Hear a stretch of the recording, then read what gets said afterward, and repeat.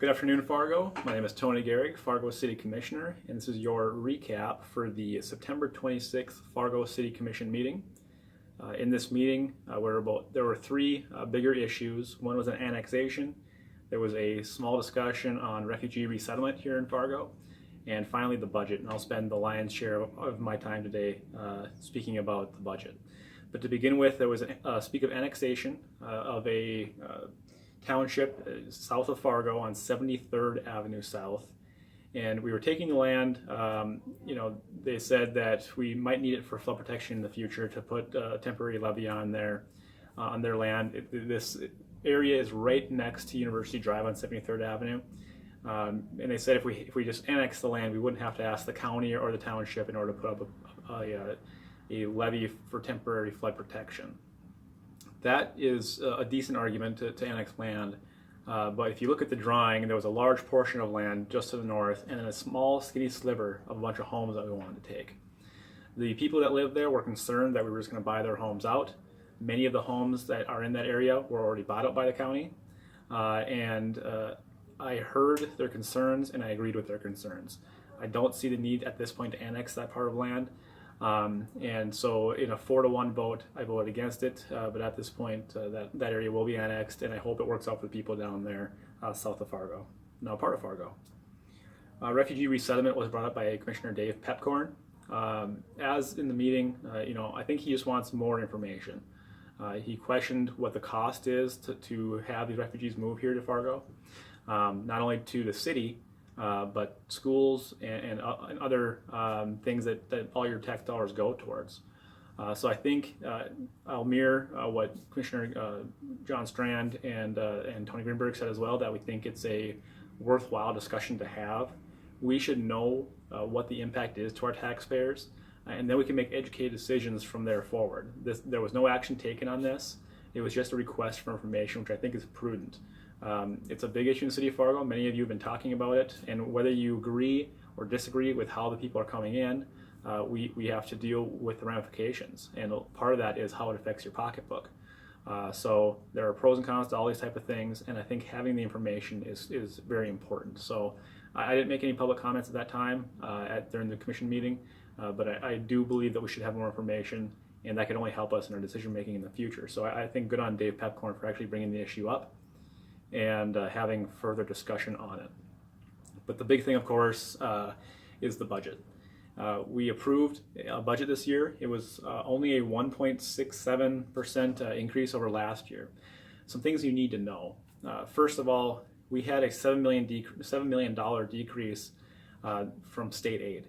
We usually take in a certain amount from the state every year, and when the oil boom was going up and up, we all thought that money would never end, and they projected much higher than they could actually follow through on. And the city of Fargo took in $7 million less, which means, of course, we had to tighten our belts a little bit around the office here. Along with that, I wanted to take a strong look at reducing property taxes to a prudent rate. I'm going to throw some numbers out there, and I'm going to try to break it down as easily as I can for you. With the growth of Fargo, not only in valuations, but in new buildings, if we didn't change our mills at all, we would take in 12.3% more in property tax revenue than we did last year. So 5% of that is just brand new buildings, apartments, homes, businesses coming to Fargo and building in Fargo. 5% of that is brand new. 7.3 or thereabouts was higher evaluations. Many of you watching this have homes or property, and you've seen your values go up. It's just the reality of Fargo right now that our values are going up. Some of you have had 10, 15, 20% increases. Some of you have stayed steady, but the average there is about 7.5%, give or take. So what I proposed was we cut 7.5% of our mills, which is about 4 mills, give or take, and accept the fact that we're going to go up by 5%. So a 5% increase year after year in property tax revenue is a hefty amount. There are cities across this country that would kill for that kind of growth, and we would have been able to cut mills by 4 mills and still have that 5% increase. That's not what happened. The mayor initially proposed a zero reduction in mills, which would have given us a 12% increase in our value in our budget for property taxes. And then he came back after speaking with the commission and decided on 2, and that's where it stayed. John Strand and I suggested a 3 mil reduction, which is about 6%. It's a little bit less than 6% actually. And I thought that was extremely prudent, splitting the difference. You can have a 6% increase in how much we're taking in, and we get to reduce the mills by 6%. And I thought that was a very fair option. I was told by some of the commissioners and the mayor that if we did that, we'd have to cut services, we'd have to fire employees. We wouldn't be able to do all the core functions that the city of Fargo has to do.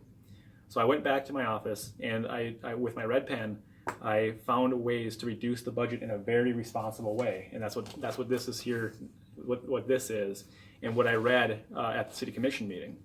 So I found common sense ways to reduce the budget that didn't affect services, didn't affect manning or benefits or pensions or safety or roads or water or sewer.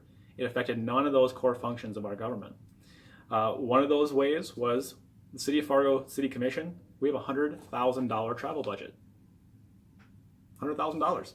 I don't know where we're traveling or what kind of education we're having at that traveling. That's too much. I suggest we cut advertising and miscellaneous from that budget as well. Link FM. We have an average now of about 7.2 riders per hour on Link FM. It is the second worst performing bus line in our city. Now 7.2 is after the summer. In the winter months or in the colder months, we average more like 3 to 4 people per hour. It's important for you to know that it costs about $50+ a hour to run that bus system. So doing the math, every time someone gets on that bus, it costs you over $10. It doesn't perform well. It's not doing what we needed to do. It was a good idea. It didn't work out. If we cut that, we cut $100,000 out of the budget. And I'm actually the liaison commissioner for transit. And I think it would be easy to cut that and lose nothing in return. There's some other things that I said we aren't even cutting. If we just don't increase it, we will save the people of Fargo money and we can reduce property taxes. One of those things was the social service and art fund. And this is basically a charity fund that we have in the city of Fargo. We can argue back and forth whether the city of Fargo should take from someone and then give to charity. And actually, is that charitable if you're taking from someone through force, which is taxes, and then giving to someone else? In my opinion, that's not charity. We can argue about that. But in simple terms, the fund was scheduled to go up $80,000 this year. $80,000. In a year where we lost state funding, in a year where we're tightening our belts, in a year where we're being told that if we cut, we'll lose police officers, fire, and other water and sewer, this fund went at $80,000. This is not a core function of local government. And there were plenty of art advocates at the meeting. And I applaud them for showing up and showing their support. But art is additive to a community. Art is not the sewer and the fire and the police and the roads. That's the core function. That's why I'm here. That's why your government exists, not to provide you with art. Art is important in a community. And we show our support through the arts, by our patronage and by our willingness to give to those, just like any other charity. And anecdotally, my nephew Chevelle is autistic, and there's a center here in Fargo, the North Dakota Autism Center, and they are a charity. They're an organization, and they don't receive any dollars from the city of Fargo. My point being is that there are plenty of charities, plenty of good organizations here that aren't being funded. So we're picking winners and losers in the charity game by Fargo giving to some and not to others. And the last point I'll make on this is that the art fund by far takes in more money than any other charity in the city of Fargo. All art together that we give to is about $100,000. Actually, now it's more than that. It's about $120,000. And no other charity receives more than $20,000. So there is a lot being pushed there. I understand it. I support the arts in my personal life. My wife and I patronize NDSU operas and FMCT plays and musicals and other art things in the community. But we do that on our own, and we do that because we want to. Back to the budget, though, those are the areas that we can that we can just keep level and still save people money. The last thing that I said with vehicle replacement, just keep it at the same level as it was last year.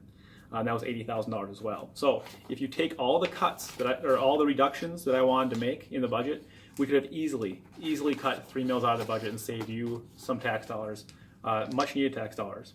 We had folks that came up and spoke in support of raising taxes. We had some that got up and spoke in support of reducing the property tax mills. And one man stood up and talked about how we are forcing people out of their homes.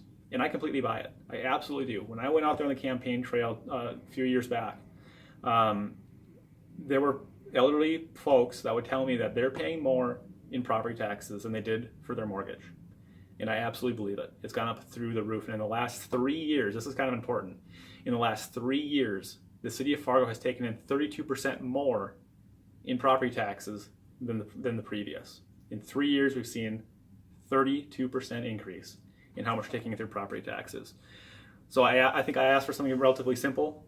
It was denied in a 2-3 vote against.